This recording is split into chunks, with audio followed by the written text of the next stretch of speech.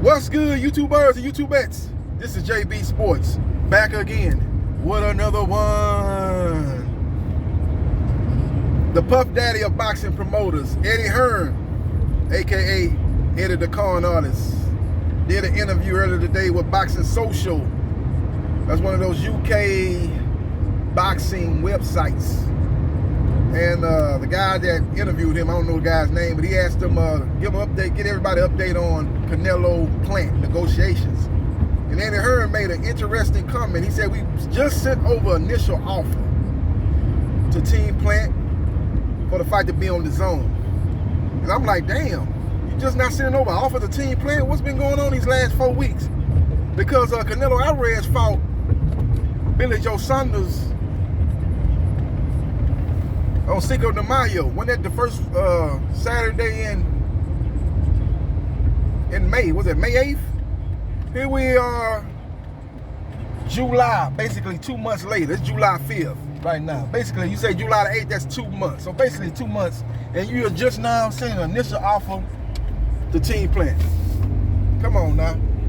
If that don't sound off alarm bells, I don't know what's gonna sound off alarm bells. That right there, come on, man, what's going on with that?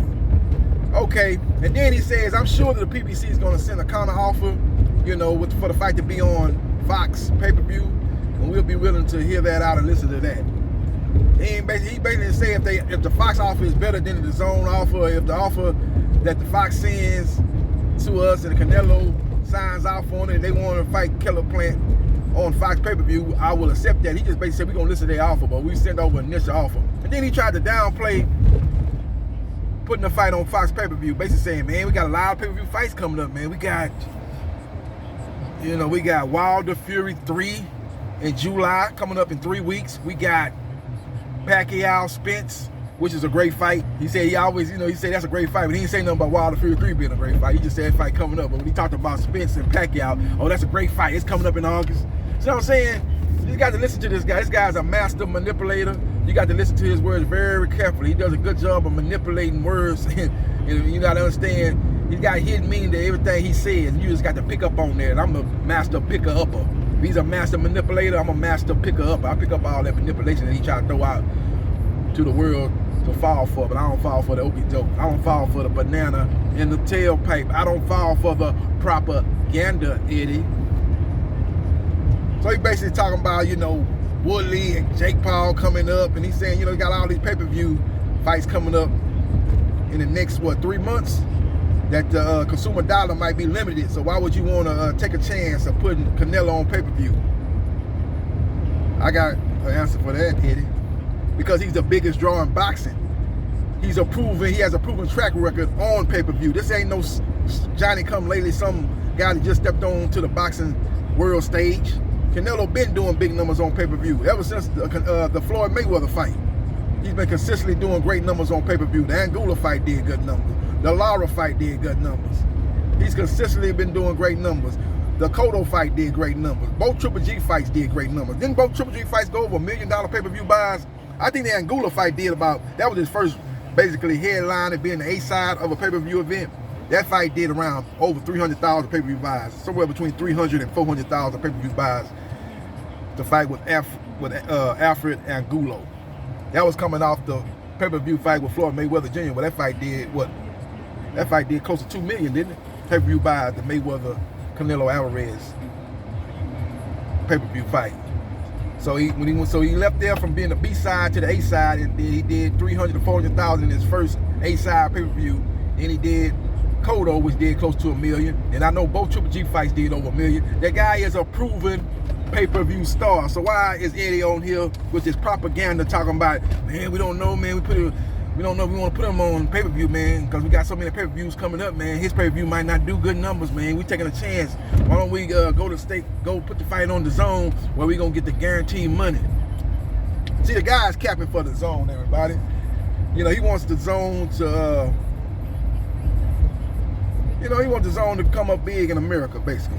He don't want the DAZN to be a failure in America. You know, he thought he was going to come over here with the DAZN and get a lot of big fighters to sign with him in the DAZN. And he thought he was going to take over America in a short, quick, and dominating fashion. But that was far from the case.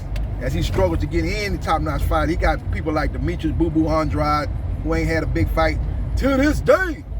You know, he signed people like Roman and Daniel Roman, what that guy name? Well, I can't even remember that guy's name. He signing guys like that, you know. He signing, you know, Tevin Farmer, people like that. You know, Tevin Farmer ain't never sold nowhere. He can't even sell out his own hometown. Why you ain't from Philadelphia? Ain't that where you from? Philadelphia is the boxing capital of the United States. Look at all the great fights come out of Philadelphia. Smoking Joe Frazier, Bernard the Executioner Hopkins, Danny Swift Garcia. All them great fights come out of Philadelphia. He can't even make it in a boxing city. So you had him, you know, basically his initial signings of American fighters for the DAZN app when he first launched, when he first got on with DAZN with that $1 billion deal that he had done with DAZN. He didn't get none of the top names from the United States as far as top boxers. He got none of them. All of them stayed with Al Heyman in the PBC. And he still feels some type of way. He's still in his feelings about that. And he's not eager to work with Al Heyman in the PBC. Just look at the Wilder-AJ negotiations. Team Wilder gave AJ $50 million that he asked for. And then on top of that, they gave him a 50-50 pay-per-view split. So Wilder was just going to get his money based off the pay-per-view split. But no matter if that pay-per-view sold one, no matter if he sold one pay-per-view or 1 million pay-per-view, Anthony Joshua was going to get $50 million. That was going to be in his bank account. And Eddie Hearn, a.k.a. Eddie the Con Artist, and his daddy, Barry Hearn, a.k.a. Papa Hearn, influenced, I'm going to say it in a nice way, influenced AJ to turn down that deal. They really made him turn down the deal. I'm just trying to be nice. Forget damn being nice. They made him turn down that $50 million deal. So now here we go again with this propaganda machine turning over once again by Eddie Hearn. And he looking to sabotage another big fight from happening, just like he did with the AJ Wilder fiasco. He don't want Canelo versus Plant. He don't want that fight to happen because, you put it like this, he don't want the fight to happen, really. He don't really want that fight to happen, but he might be willing to make the fight happen if it's over in the zone and if Canelo-Plant take an offer similar to what Billy Joe Saunders took. And Billy Joe Saunders guaranteed minimum, check this out. Billy Joe Saunders guaranteed minimum for the Canelo-Alvarez fight that took place May 8th, Cinco de Mayo, was $2.5 million. I bet you didn't even know it was that low. When the pay-per-view numbers were finally concluded, he ended up going home with $5 million. Now you got to know he got to pay his manager, his trainers, and you know, people like that, nutritionists, whoever that was on his payroll, help him get ready for this fight. He got to pay them people off too. Then you got to pay taxes. So when it was all said and done, he probably took home $3 million. Canelo-Alvarez is sucker paying a lot of people right now. I know you know Billy Joe Saunders ain't a big draw here in the United States, but he did have a belt. He was a super middleweight champion. You know, he was the WBO middleweight champion. So that he did have cachet going to this fight, and you'd have thought he would at least got a $5 million guaranteed minimum. And then he could have maybe walked home with around $8 million or $9 million. That wasn't the case. Now Canelo-Alvarez got a $15 million guaranteed minimum. And when the pay-per-view numbers were concluded, he walked away with $35 million. So, you know, he got to pay Eddie Reynoso and the other people on his payroll. You know, maybe he had a nutritionist and, you know, sparring partner, you know, all that type of stuff. I ain't gonna say sparring partner, you pay them, you know, while you pay them, you ain't paying them off your money you're about to make. But as far as your trainers and your nutritionists, you had to pay them off. And when it was all said and done, Canelo-Alvarez probably still went home with $30 million. Now they're looking to send Canelo-Plant probably a similar offer. As you looked at that Boxing Social video with Eddie Hearn, a.k.a. the Puff Daddy of boxing promoters, he said we sent an initial offer to Canelo-Plant. Now, if he was so impressed by the offer that he sent, if he was so like, man, I know they're going to accept this, man, he would have said, man, we offered Canelo-Plant $10 million. You know, Eddie, you know, think about Eddie. he shouldn't be talking, really. Tell you the truth, he shouldn't be talking at all. He should be doing everything behind closed doors. He shouldn't, when they ask him about Canelo-Plant, he should be saying we're negotiating right now, and when we have a deal done, we'll let you know. Basically say that. But for him to like to talk and stuff like that and put stuff out there, he don't mind information coming out with when AJ and Fury concerned, when that's the fight he want to make. You know, AJ getting $75 million and Tyson Fury getting $75 million. You know, and it's a $155 million site fee and $5 million going to the promoters. He don't mind that news getting out. All of a sudden, he want to be quiet on the offer made to Canelo-Plant. So they let me know right there that the offer is not great. It's a low offer. And Eddie Hearn is a smart guy. He knows that Canelo-Plant them prefer to fight on Fox pay-per-view because they don't want to cap the amount of money that they could potentially make. They might be even willing to take a low guaranteed minimum in order to promote the fight. You know, Canelo-Plant gonna talk his shit. Canelo Alvarez, since he started speaking more English to the U.S. media, seems to be people like that bad guy. He told Demetrius Andrade, "Get the fuck out of here, man. Get the fuck out of here, man." And that blew up on the internet. So he's talking more, so they can sell that fight. Man, that fight's gonna do at least $1 million on Fox pay-per-view. If that's the case, then everybody gonna get paid, and everybody gonna get paid satisfactory. But again, Eddie Hearn don't want to work with Al Heyman and don't want to work with Fox, because even though Canelo Alvarez is the A side, if that fight's on Fox pay-per-view, it's gonna be looked upon as a Fox. Now it's gonna be looked upon as an Al Heyman PBC card, not an Eddie Hearn matchroom card. Even though he has the A side fight, it's gonna be looked on as they show. He don't want that. He want to be the headline. He want to be the top dog. He want to be the HNIC. It's all about ego too, people. But the bottom line is Canelo and Plant is not happening in September. It's not going to happen. I told you that in the last video. I think what's going to end up happening is I think Canelo's going to fight either Beterbiev Bivol or Arthur Beterbiev. Eddie Hearn going to do the same thing he did when Canelo Alvarez was negotiating with Callum Smith and Billy Joe Saunders. Remember? He sent both of them guys offers. Whichever one was going to accept the offer was going to get the fight in San Antonio, in the Alamo Dome. Callum Smith and his team, they accepted the fight, and Canelo Alvarez fought Callum Smith in San Antonio, Texas, in the Alamo Dome. That's the same thing they're going to do there. I think the money was a little bit too low for Billy Joe Saunders. He didn't like the preparation time that he was going to have to get ready for the fight, so he turned down that fight with Canelo Alvarez. And that fight went to Callum Smith. They're going to do the same thing with Beterbiev Bivol and off the Beterbiev. But the thing with Beterbiev Bivol is he's with the zone, so that's an in-house fight. But the thing about Beterbiev Bivol is he's a guy with a high skill level, but he ain't been that active. He got kind of the same problem that Billy Joe Saunders got. He ain't been fighting that much here recently, and the competition that he's been fighting is not top-tier competition to get you ready for a fighter of the caliber of Canelo Alvarez. That's just the bottom line. So they're going to catch him slipping and going to beat him.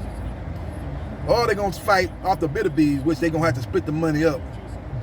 You know, 50-50 down. Well, they ain't going to be 50-50, but they're going to have to split the money up with Top Rank and ESPN, because that's who promotes off the Beterbiev. But that fight is a more marketable fight than Beterbiev Bivol. But they're going to crunch the number, and it's going to come down to who steps off first. That's what they're going to do. Same situation they did with Callum Smith and Billy Joe Saunders. They're going to send both of them pretty much the same amount, due to the fact that Beterbiev Bivol is not as high profile as Arthur Beterbiev, but Arthur Beterbiev has another boxing entity that's going to be involved, that's going to take some of the money in ESPN Top Rank Boxing. So they're going to send both offers to both camps and see which one accepts it. That's going to be the fighter that fights Canelo Alvarez on September 11th or September 18th. Make no mistake about it, he fighting on September 18th. He ain't fighting on September 11th. I don't know why Eddie Hearn acting like it's one or the other. He fighting on the 18th. September 11th, Oscar De La Hoya fight on Triller. Why would you go against Oscar De La Hoya? Oscar De La Hoya still has that name, still has that cachet, Golden Boy promotion. You know, you're just going to be hurting your pay-per-view sales, or even your subscriber sales if the fight's on the zone, if you go against Oscar De La Hoya in his fight on September 11th on Triller. Triller night after. Yeah. So that's just what it is. Canelo-Plant's going to have to wait on David Benavidez fight with Jose Alcatesi. They fight August 28th. If Benavidez is successful in that fight in August 28th, they don't have a venue for that fight. I'm hearing that it could be in Carson, California, at the StubHub Center, aka Dignity Health Park Stadium or something like that. That's where Chris Colbert fought. They call him Lil B-Hop. He fought there this past Saturday. I'm hearing that fight's gonna probably end up over there. And if he's successful in that fight, they can set up a fight with David Benavidez and Canelo-Plant in a pay-per-view fight in December. That's gonna be damn near a year since. That's gonna be damn near a year since Canelo-Plant fought, because he fought Caleb Truax in January early this year. You're gonna fight in December. That's damn near a year of in between fights. But if it's a big fight, a big pay-per-view fight, people won't complain, man. We don't want to see Canelo-Plant miss out on the Canelo Alvarez fight and fight some guy nobody never heard of, some contender in the top 10 of the IBF that we never heard of. If he don't get the Canelo fight, I think we'll be happy with a David Benavidez fight. If he don't fight David Benavidez, Jamal Charlo, the WBC middleweight champion, needs to step up to the plate and step up in weight and fight Canelo-Plant for his IBF super middleweight title. I heard his trainer, Ronnie Shields, said in the lead up to his fight against Montiel that they'd be willing to move up to fight the winner of Canelo and Plant. But that fight not going to take place. You'll be moving up to fight for a world title. I think that's the problem with them when they was talking about fighting David Benavidez. They said we're going to move up and fight him and he ain't got no belt. What's the incentive for us to fight him for no belt? But Benavidez was saying, well, whoever win that fight will be in prime position to get a Canelo fight. But I don't think Charlo or his trainer Shields were trying to hear that. So I think they would be willing to move up to 175 to fight for a world title. And that'd be the IBF light heavyweight champion, Caleb Sweet Hands Plant from Nashville, Tennessee. So we will see what happens. We will see what transpires. But just my quick thoughts, quick and long thoughts. Not quick thoughts, my long thoughts on Eddie Hearn doing Eddie Hearn type of things once again, people. You know, looking to maneuver around another big fight, just like he maneuvered around AJ and Fury and got AJ to fight Alexander Povetkin. Basically another in-house fight. He's looking to do the same thing and do things similar to what he did when Canelo was looking to fight Billy Joe Saunders and Callum Smith. Which one was going to end up accepting the offer? Callum Smith did that. Now I think they could be looking to do the same thing with Beterbiev Bivol and Arthur Beterbiev, who holds the IBF and WBC, I think, light heavyweight titles. And I think Beterbiev Bivol was the WBO light heavyweight champion. And I think Joe Smith Jr. is the WBA light heavyweight champion. Now, Joe Smith is a guy that they didn't really mention. I think he's trying to set up a fight with Daniel Jacobs. If they can get that fight done. If they got to wait till New York opened up yet. I think that's what's holding that fight up. You know, New York has not opened up yet. They have not opened up and started to hold sporting events in front of large crowds. They have not done that yet. So they got to get that done before they can possibly make that fight happen between Joe Smith and Daniel Jacobs. That fight is a fight that's going to definitely be in Madison Square Garden. That's a Madison Square Garden type of fight. Both guys from the East Coast. You know, Daniel Jacobs is from Brownsville. I never ran, I never will. So he'll be looking to have his people come out in big numbers for that fight. And they got Joe Smith, who does good numbers, and he's from the East Coast himself, if I'm not mistaken. So we'll see what happens, and we will see what transpires. Hit the like button if you like the content of this video, and subscribe to JB Sports, the man, the myth, the legend, the legend. And I holla.